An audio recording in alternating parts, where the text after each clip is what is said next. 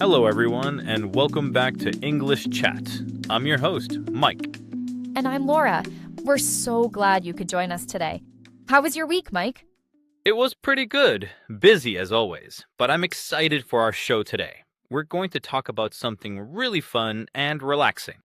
Oh, yeah? What's that? Today's topic is hobbies. Hobbies. I love that. For our listeners, a hobby is an activity you do regularly in your free time for pleasure, not for work, just for fun. Exactly, the things that help us de-stress and unwind. So to kick things off, Laura, tell us, what do you do for fun? What's your hobby? My main hobby, the one that takes up most of my weekend, is gardening. Gardening? That's so cool. I picture you with a big sun hat and everything. Do you have a big garden? I do have a sun hat, but the garden itself isn't huge.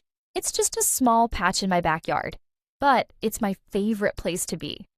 A small backyard garden. Nice. So, what kind of things do you grow? I try to grow a mix of things.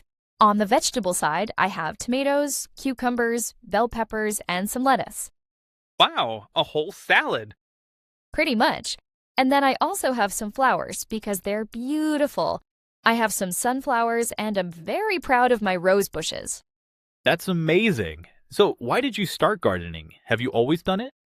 No, I actually only started a few years ago.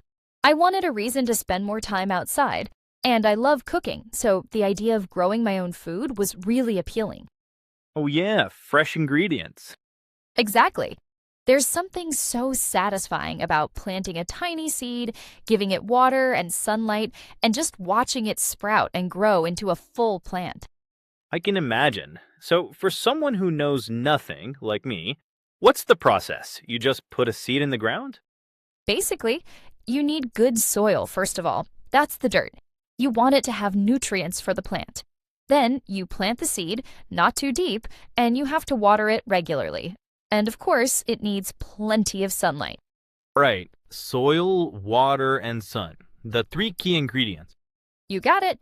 It's a lot of waiting and patience. But then, one day, you see a tiny green sprout coming out of the soil, and it's the best feeling. That sounds really rewarding. Does it help you relax? Oh, absolutely. If I have a stressful day, I just go out to my garden for a while. Taking care of the plants, pulling out weeds, it's very meditative. It clears my mind. Weeds. Those are the bad plants that you don't want, right? Exactly. They steal water and sunlight from your vegetables, so you have to pull them out. That part isn't as fun, but it's necessary. I see. So, what's your favorite thing to grow? That's easy. Tomatoes. A fresh tomato from your own garden tastes a million times better than one from the grocery store. It's so juicy and flavorful. I believe it. My grandmother used to have a tomato plant, and you're right, they were delicious. You'll have to bring me some when you harvest them.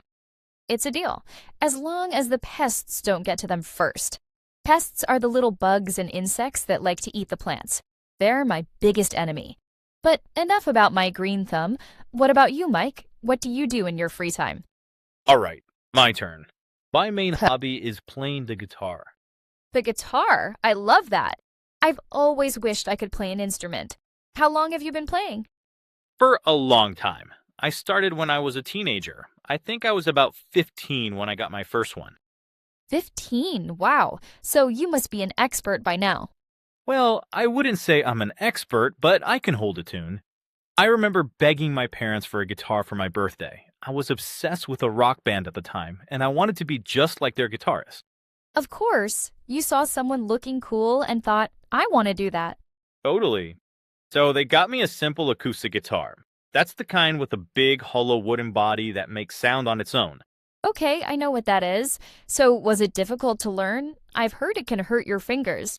Oh, it was very difficult at first. And yes, your fingers hurt a lot. You have to press down hard on the metal strings, and until you build up calluses, it's pretty painful. Calluses. Those are the hard patches of skin you get, right? That's right. They're like a badge of honor for guitar players. The hardest part was learning chords. A chord is when you hold down multiple strings on the fretboard, that's the long neck of the guitar, to make one sound. Wow. Is it hard to get your fingers in the right position? Yes, for weeks, all I could make was this horrible buzzing sound. But I kept practicing, and I'll never forget the first time I cleanly played a G chord. It felt like a huge victory. I bet. So you started with an acoustic. Do you play electric guitar too? The loud one?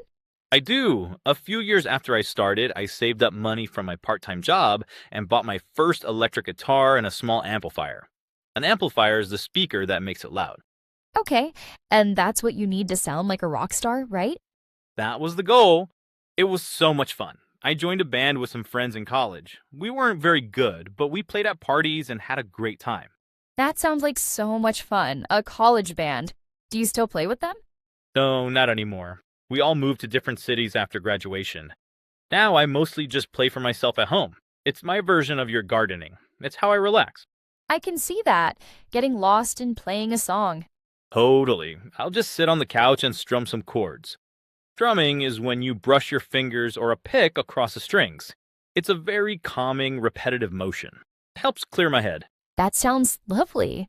Do you sing when you play? Well, only when no one else is home. My singing voice is not as good as my guitar playing. It's funny how our hobbies are so different. Mine is all about quiet growth, and yours is about making music and sound. Yeah, but they do the same thing for us, right? They give us a break from the stress of everyday life and let us focus on something we truly enjoy. That's so true. I think it's incredibly important for everyone to have a hobby, no matter what it is. I agree 100%. It can be anything: reading, painting, hiking, playing video games, cooking. Right, as long as it's something you do just for you, for the pure enjoyment of it. It's not about being the best, it's just about having fun. Well said. It's good for your mind, it's good for your soul, and you can learn new skills. And sometimes, like with my college band, meet new friends. Speaking of other hobbies, do you have any others, Laura? I can't imagine you have time after all that gardening. Yes, sometimes I write short stories. It's a great chance to practice your English. I would love to read those.